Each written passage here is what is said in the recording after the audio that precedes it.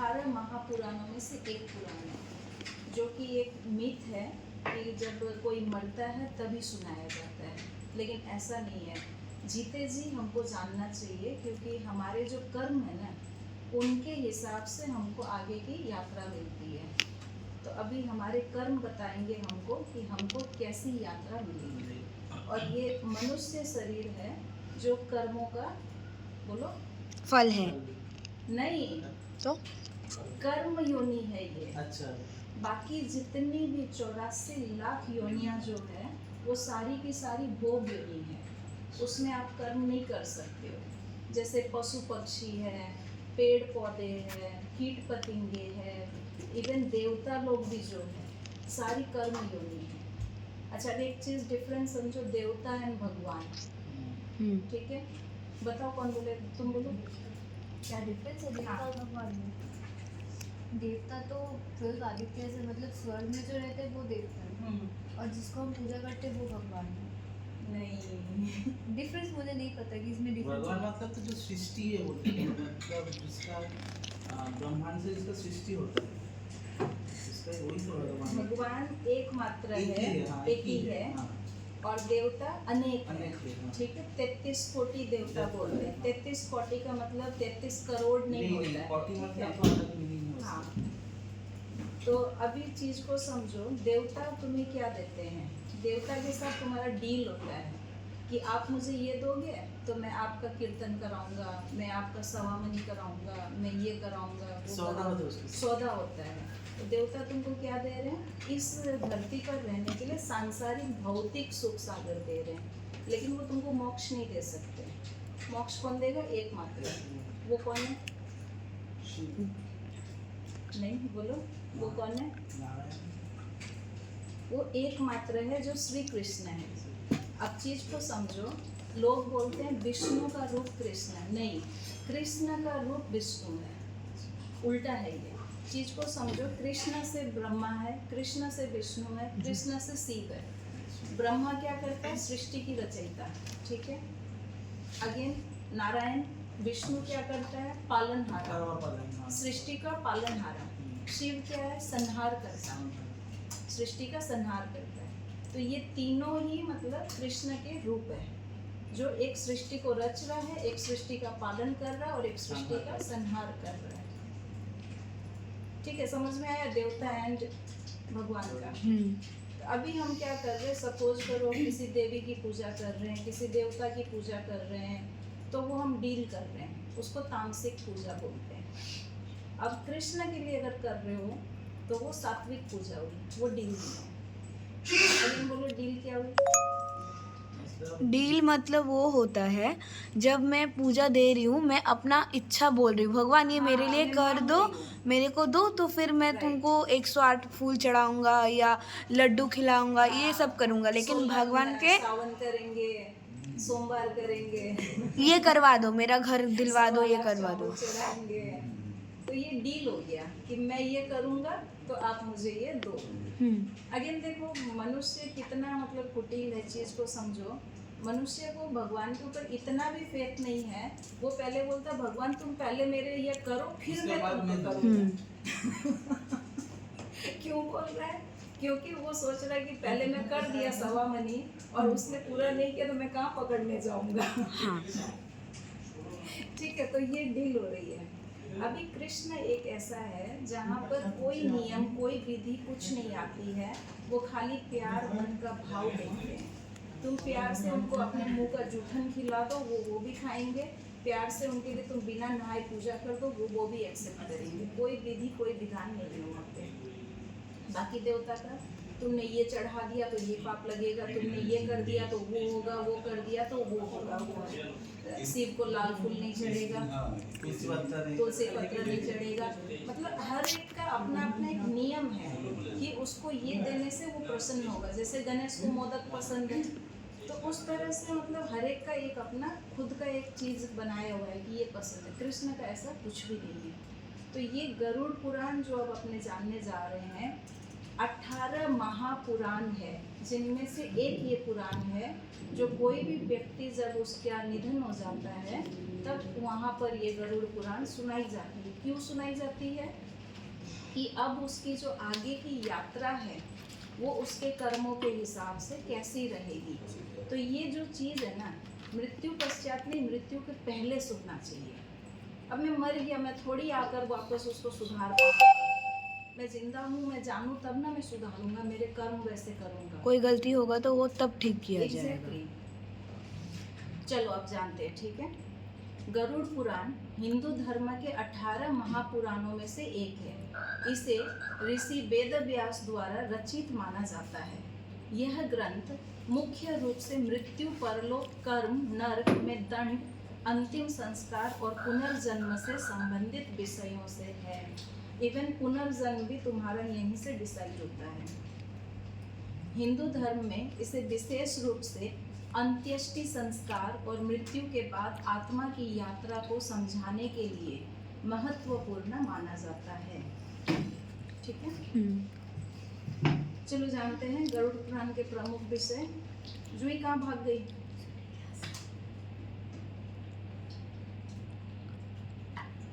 गरुड़ पुराण की संरचना ये दो मुख्य भाग में, 2 पार्ट्स में डिवाइडेड है। ठीक है, पहला है पूर्वखंड, दूसरा है उत्तराखंड। जैसे रामायण 7 खंड में है, वैसे ये 2 खंड में है। ठीक है, पूर्वखंड और उत्तरखंड में। पूर्वखंड में क्या है? इसमें हिंदू धर्मशास्त्र, ब्रह्मांड की उत्पत्ति, धार्मिक कर्मकांड और जीवन से जुड़े नियमों का वर्णन है। ठीक है, उत्तरखंड में क्या है? यह आत्मा की मृत्यु के बाद की यात्रा है। आत्मा की मृत्यु के बाद की यात्रा है। कर्म के आधार पर पुनर्जन्म और पापों के लिए नरक में दिए जाने वाले दंड का वर्णन करता है। तो ये हम लोग को जानना बहुत जरूरी है।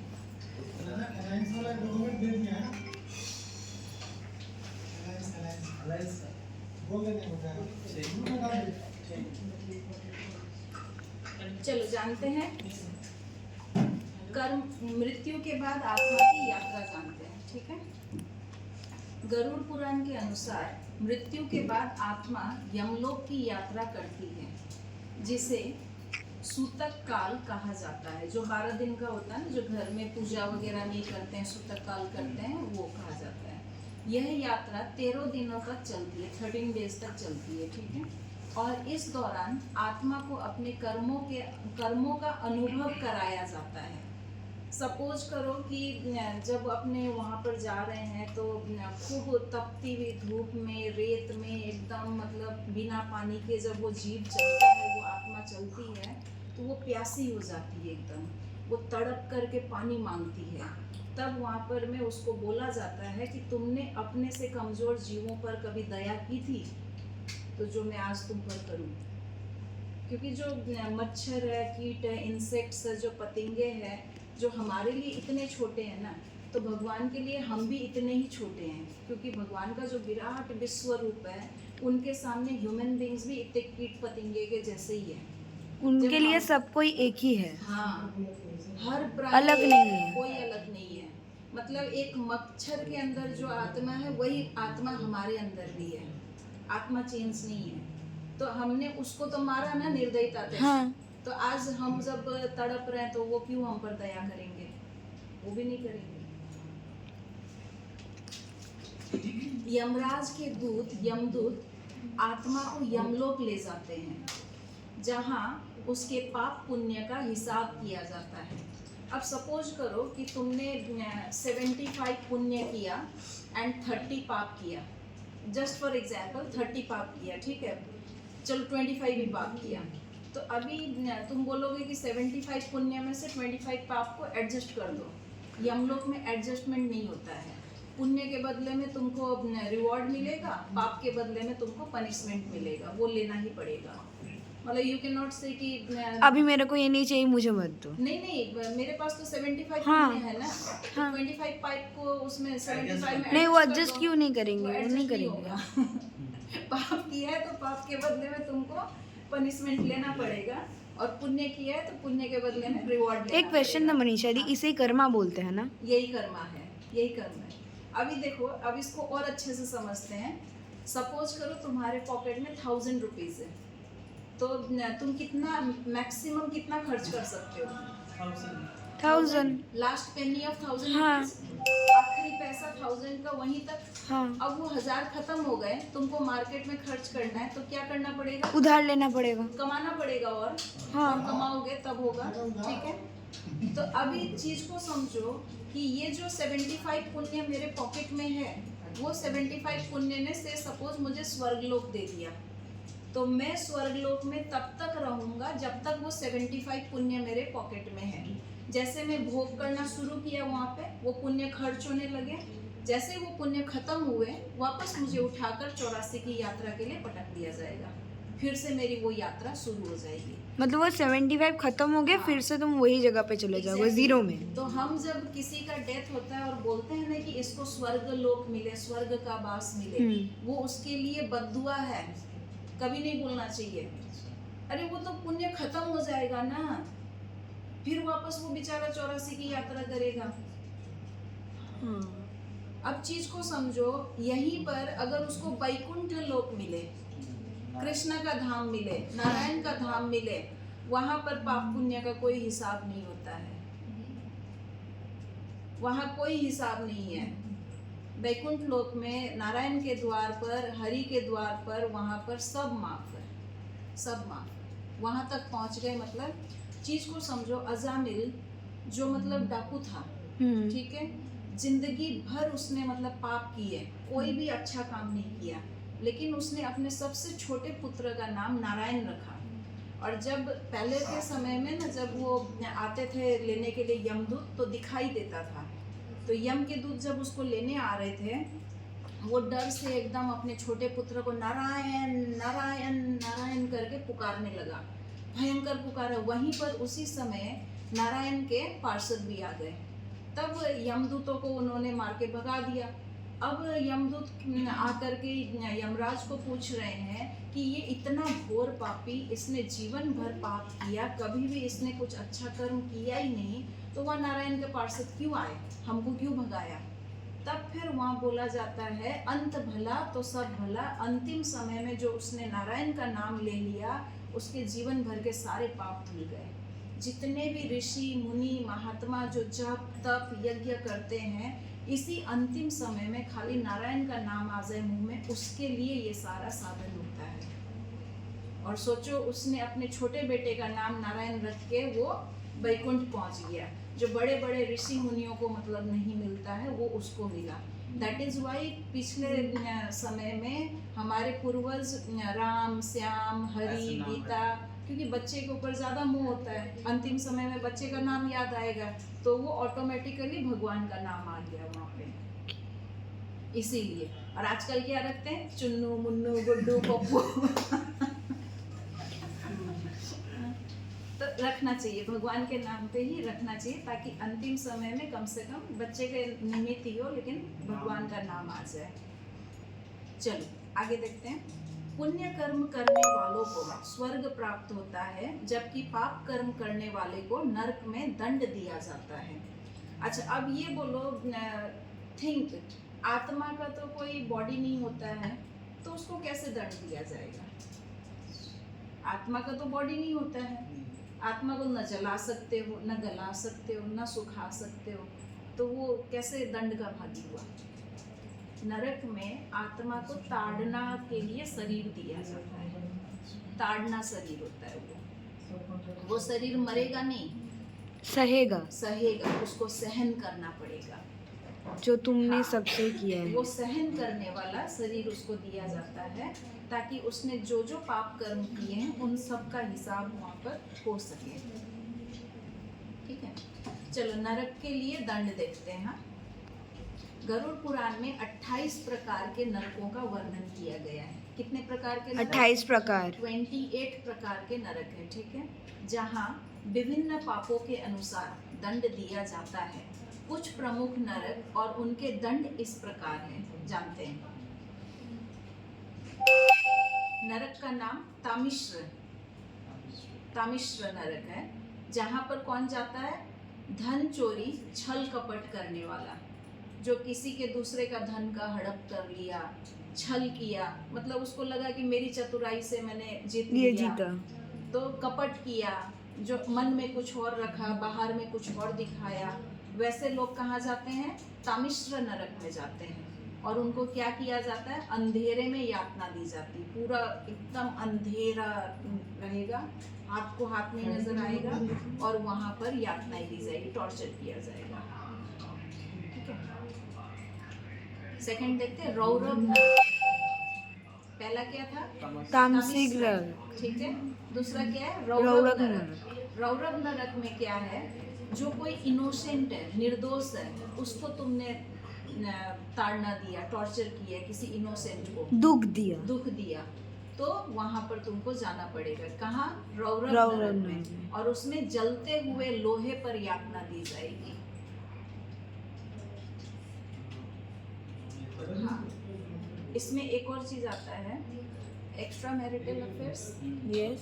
तो अगर हस्बैंड ने वाइफ को चीट किया या वाइफ ने हस्बैंड को चीट किया, तो वहाँ पे भी मतलब लोहे का मतलब बनाया जाएगा, उसके साथ पूरा एकदम चिपका दिया जाएगा, एकदम गरम लोहा करके, मतलब गरम लोहा की गर्ल बनेगी, तो बॉय को वहाँ पर रहेगा, गरम लोहे का मतलब बॉय बनेगा, तो वो पूरा रौरव नरक इसको बोलते हैं। गरम लोहे के साथ में एकदम चिपका दिया जाता है उसको। महारौरव। अब देखते हैं महारौरव। तीसरा क्या है? महारौरव। महारौरव पशु हत्या। पशु हत्या जो भी करता है वो महारौरव में जाता है। पशु हत्या अगेन खाली हाथ में कटार लेकर पशु को काटना ही हत्या नहीं, पशु को खाना भी पशु हत्या है। अगर पशु को खाना बंद कर दोगे तो वो किसके लिए काटेगा? बिकेगा ही नहीं उसका दुकान में। तुम खा रहे हो बोल के ना वो बिक रहा है। तो पशु हत्या करने वाला कहाँ जाता है? महारौरव में। पशु के अंदर तुम्हारा ये कीट पतिंगा, ये इंसेक्ट, फ्लाइज, मच्छर वच्छर सारा आ गया। ठीक है, जब मच्छर है वो तो वो भी तो हम उसका काट रहे थे, तो हम तो मर नहीं रहे उससे, उड़ा दो ना, उड़ा दो। कोई भी कीट पतंग तो जो काटने आए प्रिकॉशन करो ना, घर को नेट से घेर लो अपना, मॉस्किटो रेपेलेंट आता है उसको लगाओ, उससे मॉस्किटो आएगा ही नहीं। पेस्ट कंट्रोल कराओ घर में, पेस्ट आएंगे ही नहीं तो उनको मारना नहीं पड़ेगा ना। मेरे यहाँ वही होता है, मेरे यहाँ भी पेस्ट है नहीं, लेकिन एवरी मंथ मेरे यहाँ पेस्ट कंट्रोल आता है, वो करके जाता है। आने के पहले ही मैंने कंट्रोल करा दिया, और पूरा घर में हर जगह मॉस्किटो रेपेलेंट लगाओ, मॉस्किटो घर के अंदर आता ही नहीं है, आएगा ही नहीं वो। उसको आने मत दो ना ताकि मारना पड़े, आएगा तो तुम मारोगे ना। अगर मारेंगे तो मेरा पाप हो जाएगा। महारौरव, महारौरव याद रखना। कितना मच्छर मारा है तो पाप के भागे। अब देखो महारौरव में क्या होता है, खोलते हुए तेल में डाला जाएगा। কড়াই ভাজবে ফ্রাই পূজা ফ্রাই তোমাকে আগে ফ্রাই করবে, আমাকে কেন ফ্রাই করবে? चलो आगे देखते हैं कुंभी पाक। कुंभी पाक। कुंभी पाक, कुंभी पाक में जीव हत्या, किसी भी जीव की, इवन तुमने ये ऐसे करके घसकाया ना, काफी सारे बैक्टीरियाज है यहाँ पर में, वो जीव हत्या हो गई। गरम गरम पानी हम जब चावल का निकालते हैं तो बेसन में डालते हैं सिंक हाँ। में, तो उस सिंक में बहुत सारे बैक्टीरियाज, वायरसेस होते हैं, वो जीव है, वो हत्या हुई, जीव हत्या में आई। इवन एबॉर्शन जो कराते हैं वो जीव हत्या में आया। हाँ वो तो होता है। वो तो है, वो तो गलत है। मनीषा दी आपने वो कैसे कर पाएंगे? मतलब वो तो इस चीज के लिए ना जैन धर्म जो है दे डू, वो लोग पानी भी छान के पीते हैं, मलमल का जो कपड़ा होता है, सूती कपड़ा, उससे पानी छान के पीते हैं। पानी में भी वायरस बैक्टीरिया जो होता है हाँ उसको छान के पीते हैं। ठीक है, उसके बाद में वो लोग इवन पट्टी लगाते हैं, क्योंकि हवा में बैक्टीरिया जाता है, तो तुम्हारे मुंह में वो हवा में सांस लेते टाइम जो जा रहा है वो भी हत्या है। इवन देखना जैन के जो महात्मा मुनि लोग होते हैं उनके हाथ में ना एक वो झाड़ू होता के है, टाइप हाँ। का होता है। तो वो जहाँ जहाँ चलते हैं पहले वो अपना रास्ता में वो बुहारते हैं, फिर वहाँ पर पैर रखते हैं। बहुत सारा चीज़ है जो मतलब प्रैक्टिकल लाइफ में it's not possible, but still मतलब हम नोइंगली जो करते हैं, जानबूझ के करते हैं, वो तो ना करें कम से कम।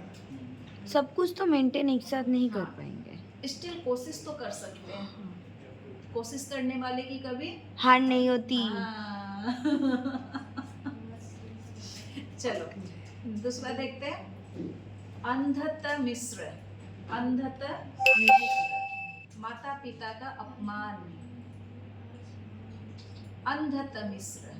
ठीक है, इसमें क्या होता है, अंधकार में ठेल देना, एकदम घोर अंधकार जहाँ पर एक रोशनी की किरण भी नहीं है, कुछ नहीं है। सोच के देखो, इमेजिन करके देखो, घोर अंधकार में युगों युगों तक, 1 घंटा 2 घंटा नहीं, युगों युगों तक खुद को ही खुद का हाथ नजर नहीं आ रहा है। ऐसे पहले भी एक बोला ना जो तम उसमें भी अंधेरा हाँ, था। उसमें भी अंधेरा था। ये था तामिश्र में, वो भी तामिश्र था और ये भी तामिश्र, ये अंध तामिश्र है। मतलब यहाँ पे पूरा अंधकार होगा। हाँ, ये था 5 ठो जो मैंने बताया, डिटेल्स में बताएंगे नेक्स्ट सैटरडे में अगर अपना कंटिन्यू रहा तो। अभी खाली मैं गरुड़ पुराण में होता क्या है वो टच कर रही हूँ, हाँ। ठीक है ना, बता रही हूँ। बहुत चीज़ क्या बड़ा है ना गरुड़ पुराण। गरुड़ पुराण बहुत बड़ा है, मोटी किताब है। आई हैव दैट, क्योंकि 28 नरक जो बोला ना, एक एक नरक एक एक चैप्टर है पूरा। मतलब वहाँ पे क्या क्या होता हाँ, है। क्या क्या होता है, छोटी छोटी व्याख्या दी हुई है कि क्या करोगे तब कैसे होगा, कैसे जाओगे, कितना जैसे समय- महाभारत में बोला हाँ। गया है कि अपना लाइफ प्रोसेस कैसे चलाना पड़ेगा, Right. किसमें क्या सीख पाओगे, एकदम। कहाँ से धक्का खाओगे, सब कुछ बोला गया है महाभारत में, वैसे ही। वैसे ही है। चलो अब देखते हैं इसमें और क्या देता है। श्राद्ध और अंतिम संस्कार की विधि बताती है इसमें, ठीक है। गरुड़ पुराण के अनुसार मृत व्यक्ति की आत्मा को शांति देने के लिए श्राद्ध कर्म और पिंडदान अनिवार्य है। मृतक की आत्मा की शांति के लिए जो हम श्राद्ध कर्म करते हैं, पिंडदान जो देते हैं, वो अनिवार्य है, करना ही पड़ेगा वो, ठीक है ना। गीता और गरुड़ पुराण में कहा गया है कि पितरों समझते हो, हाँ, जो हमारे पूर्वज जो हैं, हमारे हाँ। एंसेस्टर्स फोरफादर्स जो चले गए हैं, पितरों पूर्वजों की आत्मा की मुक्ति के लिए तर्पण दान और हवन किया जाना चाहिए। तर्पण मतलब पानी देना होगा। हाँ, हर साल जो महालया में होता है। और तर्पण क्यों करते हैं, क्योंकि पितृलोक में पितरों को पानी नहीं दिया जाता और अंधेरा रहता है वहाँ पे, इसलिए दीप जलाते हैं ताकि उनको उजाला हो। और इसीलिए देखना हर घर में जहाँ पर पितरों का वास होता है, एक लोटा जल रखा जाता है, हाँ, वो इसीलिए रखा है, ठीक है ना। गंगा जल, तुलसी और गौमूत्र का विशेष महत्व बताया गया है, क्योंकि ये आत्मा को शुद्ध करने में सहायक होते हैं। गंगा जल, तुलसी, गौमूत्र। अब देखना कितना भी बड़ा ब्लैक मैजिक किया हुआ हो, गौमूत्र अगर 2 बूंद भी ले लिए वो ब्लैक मैजिक कट जाएगा। गौमूत्र तुलसी भी इतना तो नारायण के पास ही रहते हैं। तुलसी दल के बिना तो नारायण नहीं है। एक्सेप्ट ही नहीं करेंगे, हाँ। कोई भी भोग, उसमें तुलसी होना ही पड़ेगा। लेकिन गौमूत्र का विशेष मतलब ये है कि आप देखो, गाय इतनी पवित्र माता है हमारी, जो उनके बदन में 33 कोटि देवताओं का वास है, ठीक है। जिंदा रहती है गाय, तब तक हमें दूध देती है, भरण पोषण करती है। गाय के गोबर से भी मतलब लोग गोबर गैस बना रहे हैं, गुठियाँ भाप रहे हैं, घर में आग जल रहा है, सब कुछ हो रहा है। हाँ। गौमूत्र तकात उनका मतलब कितने बड़े बड़े रोगों को ठीक करने के लिए औषध है, ठीक है। तो ये आध्यात्मिक दृष्टि से भी, साइंटिफिक दृष्टि से भी गाय पूजनीय है। हाँ। तो गौ हत्या होनी नहीं चाहिए, उसको हमेशा रोकना मदर्स चाहिए। मिल्क के बाद काउ मिल्क ही हमारा सेकंड मदर मिल्क है। तो माँ की हत्या, माँ का अपमान कभी नहीं होना चाहिए, जो कि आज होने लगा है। हाँ। गाय जब तक दूध दे रही है तब तक ग्वाला रखता है, बूढ़ी हो जाती है कसाई को बेच देता है, ये नहीं होना चाहिए। चलो देखते हैं मोक्ष प्राप्ति का मार्ग, यानी कि गरुड़ पुराण में मोक्ष प्राप्ति का मार्ग भी बताया गया है। देखते हैं, गरुड़ पुराण के अनुसार मोक्ष यानी कि मुक्ति, मोक्ष का मतलब क्या होता है? मुक्ति मुक्ति का मतलब क्या होता है? मतलब ये धराधाम से निकल जाना। वो क्या होता है? बोलो बोलो। मतलब एक 84 जन का जो चमत्कार है, इसमें नहीं पढ़ना है। हाँ, पुनर्जन्म लेना और पुनर्मृत्यु मरणम, पुनरपि जननम और पुनरपि मरणम से छुटकारा। मतलब फिर से एक नहीं आना, एकदम वैकुंठ में रहेंगे। एकदम वैकुंठ में हम श्री कृष्ण के पास, श्री कृष्ण के अंदर विलीन हो जाएंगे, उनके साथ मिल जाएंगे। ठीक है ना? चलो देखते हैं। मुक्ति प्राप्त करने के लिए व्यक्ति को निम्नलिखित कार्य करने चाहिए। ये कार्य अच्छे से सुनो। हाँ, सत्य और धर्म का पालन करें। सत्य और धर्म का पालन करें, जो कि हम तो छोटी छोटी चीजों में झूठ बोल जाते हैं, नहीं बोलना चाहिए। इवन पता है, जो पेरेंट्स बच्चों को उठाने के लिए, स्कूल भेजने के लिए, जैसे 6 बज रहा है बोल के उठा दिया, बज रहा 5:45 ही है, तो ये भी झूठ है। हाँ, नहीं करना चाहिए। बहुत जन करते हैं ना ये चीज कि बच्चे को थोड़ा हड़बड़ करके वो उठे बोल के, नहीं करना चाहिए। भक्ति मार्ग अपनाएं और भगवान का ध्यान करें। फिर सेवा और दान करें, खासकर गरीबों और जरूरतमंदों की सेवा करें। अहंकार, लोभ, क्रोध और हिंसा से दूर रहे। अहंकार मतलब घमंड, जो मेन पतन का कारण होता है कि ये घमंड करोगे तो तुम्हारा ये जाएगा। रावण नहीं टिक पाया घमंड करने से, तो हम तो कहाँ आए। रावण जैसा बड़ा भक्त कोई मिलेगा नहीं। कितना बड़ा भक्त, कितना बड़ा ज्ञानी पंडित, लेकिन वही नहीं टिक पाया घमंड करने से। हम तो कहाँ है। क्या क्या है? अहंकार, लोभ, लालच, और बोलो क्रोध, गुस्सा। नाक की टिप पर बैठा होता गुस्सा। मुझे ऐसा बोल दिया, कैसे हाँ। बोल दिया। नहीं होना चाहिए। अगर उस समय कभी कभी तो होता है ना। नहीं, हिट ऑफ द मोमेंट अगर गुस्सा आ भी जाए, एक्सेप्ट कर लो, अपोलोजाइज। गलती एक्सेप्ट करने से वो कट जाता है। भले तुम्हारी गलती हो नहीं हो, तुमने गुस्सा किया ना, एक्सेप्ट कर लो, अपोलोजाइज कर दो, तो वो कट जाएगा ना। अगर मेरा गलती से मैं बोल दी, हाँ। बाद में सॉरी, लेकिन अगर तुमने सॉरी जानबूझ के। और उसके बाद वो कंटिन्यू रहा, तो उसको कटाने के लिए तुमको बार बार जन्म लेना पड़ेगा। Okay. Hit of the moment होता है, मैं मानती हूँ, उस समय गुस्सा निकल जाता है, ठीक है ना, नहीं संभाल पाते हैं। लेकिन उस समय तुमने गुस्सा कर दिया, जब तुम्हारा गुस्सा शांत हुआ, सॉरी बोलो, एक्सेप्टेड, अपोलोजाइज, जो कि मैंने किया। You people have seen, hit of the moment मैंने गुस्सा किया था, सबने देखा, नेक्स्ट डे मैंने आके सॉरी बोला। हाँ, बोलना चाहिए। उस टाइम पे माइंड कंट्रोल हो गया था। लेकिन एक साधक का दिमाग हर समय संतुलन में रहना चाहिए, उसको गुस्सा नहीं करना चाहिए। तो ये हमारी कमजोरी है कि हम अपना गुस्सा कंट्रोल। इसीलिए तो वो साधक है और हम मनुष्य। साधक भी तो मनुष्य ही होता हाँ, है। लेकिन वो लोग अपना फीलिंग्स को कंट्रोल कर सकते हैं, गुस्सा, हमको भूख। भी ट्राई करना पड़ेगा। हाँ। उस लेवल पर हमको भी जाना पड़ेगा। मोक्ष की यात्रा वही है, वरना पुनरपि जन्म पुनरपि वो इसलिए ध्यान करते हैं कि उनको मोक्ष मिल जाए। इसीलिए तो अभी देखो, दूसरा अब जाते हैं। क्रोध हो गया, गुस्सा, हाँ। और हिंसा। हिंसा क्या होती है? हिंसा होती है कि पशु हत्या हो गया, किसी के प्रति दुर्व्यवहार रखना हो गया। इवन मान लो कि तुमने क्रोध आया तुमको उस समय, लेकिन उस क्रोध को तुमने दबा लिया, कोई तुम्हारा इंसल्ट किया और तुम मन ही मन बोल रहे हो कि अच्छा तुमने मेरे साथ ऐसा किया, भगवान देखेंगे तुमको। ये भी हिंसा है, ये भी हिंसा है। मतलब उस व्यक्ति के प्रति तुम्हारे मन से, विचार से, वाणी से, कहीं से भी मतलब हिंसा नहीं झलकनी चाहिए।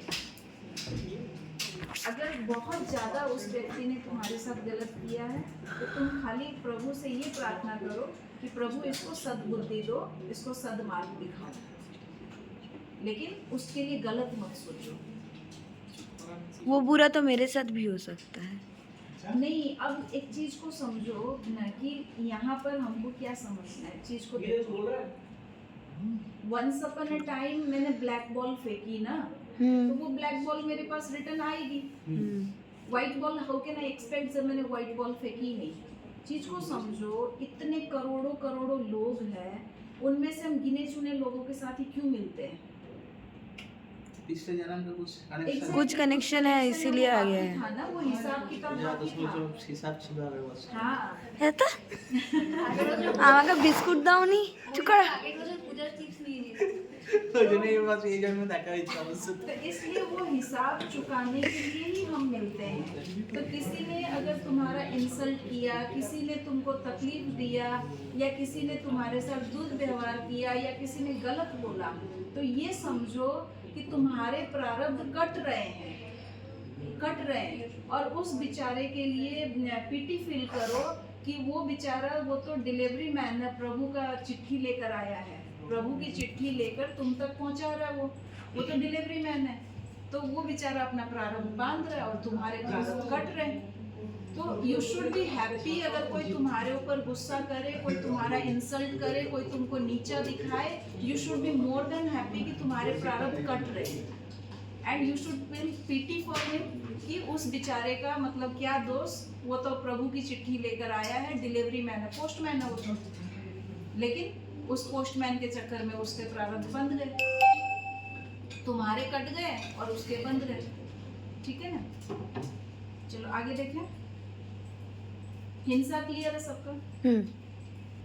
गीता, वेद, उपनिषद और पुराणों का अध्ययन करें। गीता मतलब भागवत गीता। ठीक है, भागवत गीता, वेद, 4 वेदास, ऋग शाम जदु बोलो अच्छे से। ऋग शाम जदु अथर्व। ठीक है, ये वेदों का करें, उपनिषद और 18 पुराणों का अध्ययन करें। ये बहुत जरूरी है। 18 पुराण कौन कौन सा है? शिव पुराण है, नारद पुराण है, मार्कंडेय पुराण है, ये भागवत महापुराण है, विष्णु पुराण है, गरुड़ पुराण है, इस तरह से 18 पुराण है पूरे। वो सारे पढ़ने पड़ेंगे या एक भी तो पढ़ सकते हैं ना? सारा पढ़ना तो बेटर है। जेडी शाला था ना 18 का 18 अलग अलग है। जैसे गरुड़ पुराण में तुमको क्या बता रहा है, मृत्यु पश्चात की चीजें बता रहे हैं, वैसे ही करके विष्णु पुराण अलग है, शिव पुराण अलग है, ब्रह्म पुराण अलग है, मार्कंडेय पुराण अलग है। इस तरह से ये सारे पुराण में अलग अलग चीजें हैं और पढ़नी चाहिए। चलो निष्कर्ष क्या है देखते हैं। गरुड़ पुराण केवल मृत्यु और नरक का विवरण नहीं देता। गरुड़ पुराण केवल मृत्यु और नरक का विवरण नहीं देता, बल्कि क्या देता है, जीवन को सही तरीके से जीने का मार्ग भी बताता है। इसलिए गरुड़ पुराण मृत्यु पश्चात नहीं जानना चाहिए, क्योंकि जीवन सही तरीके से कैसे जीना है वो मार्ग बताता है। यह हमें सिखाता है कि कर्मों का प्रभाव केवल इस जन्म तक सीमित नहीं होता। कर्म का जो प्रभाव है केवल इस जन्म तक सीमित नहीं होता है। क्यों नहीं होता? समझो, हम जो बोलते हैं ना खाली हाथ आए थे खाली हाथ जाएंगे, नहीं, गलत है। कोई भी खाली हाथ नहीं आया था और ना ही खाली हाथ जाओगे। हम अपने अपने प्रारब्ध अपने साथ लेकर के आए हैं और अपने अपने कर्म अपने साथ लेकर के जाएंगे। हम जो कर्म करेंगे, आए थे ना हम खाली हाथ जाएंगे। हम जो कर्म किए थे वही कर्म लेके ही जाएंगे। हमारे प्रारब्ध हमारे साथ में आए हैं और हमारे कर्म हमारे साथ में जाएंगे। तो ये हमें मानना चाहिए। चलो आगे देखते हैं। जीवन को सही तरीके से जीने का मार्ग भी बताता है गरुड़ पुराण। यह हमें सिखाता है कि कर्मों का प्रभाव केवल इस जन्म तक सीमित नहीं होता, बल्कि आत्मा की आगामी यात्रा पर भी पड़ता है। चीज को समझो। अब आत्मा की आगामी यात्रा को अब समझते हैं। जब मान लो इंसान का डेथ होता है तो अपने रोते हैं, ठीक है ना। अब सपोज करो अभी ऑफिस से सब लोग घर जाओगे, जाने के बाद अपना अपना ड्रेस चेंज करोगे, घर का ड्रेस पहनोगे, तो वो क्या हुआ, कॉस्ट्यूम हुआ। तो रोगे क्या उसके लिए? नहीं ना। तो ये जो बॉडी है ये आत्मा का कॉस्ट्यूम है। आत्मा कभी नहीं मरती है, आत्मा अजर अमर है। हम युगों युगों से यहीं पर है, आत्मा यही है, आत्मा कहीं नहीं गई। आत्मा ने केवल कॉस्ट्यूम चेंज किया है। आत्मा बॉडी चेंज करती है। कॉस्ट्यूम आत्मा का कपड़ा है, वो कपड़ा है। अभी आत्मा ने मच्छर का कपड़ा पहना हुआ, अभी आत्मा ने मक्खी का कपड़ा पहना हुआ, अभी आत्मा ने पेड़ पौधे का कपड़ा पहना हुआ, अभी आत्मा ने मुर्गी का कपड़ा पहना हुआ, मछली का कपड़ा पहना हुआ है, अभी ये मनुष्य का कपड़ा पहना हुआ है। तो मनुष्य शरीर जो है ना, ये सबसे ज़्यादा सुपर पावर वाला शरीर भगवान ने दिया है। क्यों दिया है? स्वयं की कल्याण करने के लिए दिया है। हर मनुष्य अपनी स्वयं की कल्याण यात्रा पर है और उसका 2 ही कार्य है। हर मनुष्य का, एवरी ह्यूमन बीइंग का 2 ही कार्य है। क्या? पहला भगवान का नाम लेना, दूसरा सेवा करना। हर एक की सेवा करना, चाहे वो फैमिली मेम्बर्स हो, चाहे वो आस पड़ोस में हो, चाहे वो जो तुमको नज़र आए वो हो, चाहे वो जीव जंतु हो, चाहे वो पशु पक्षी हो, चाहे वो पेड़ पौधे हो। इवन पेड़ पौधे को पानी देना भी एक सेवा है। सेवा करना बहुत जरूरी है। तो चलो अंतिम की तरफ जाते, कंक्लूजन में। हाँ, यह हमें सिखाता है कि कर्मों का प्रभाव केवल इस जन्म तक सीमित नहीं होता, बल्कि आत्मा की आगामी यात्रा पर भी पड़ता है। इसलिए धर्म, सत्य और सद्गुणों का पालन करना चाहिए, ताकि मृत्यु के बाद आत्मा को मोक्ष मिले, शांति मिले। जो जैसा कर्म करता है उसे वैसा ही फल मिलता है। हाँ, परफेक्ट।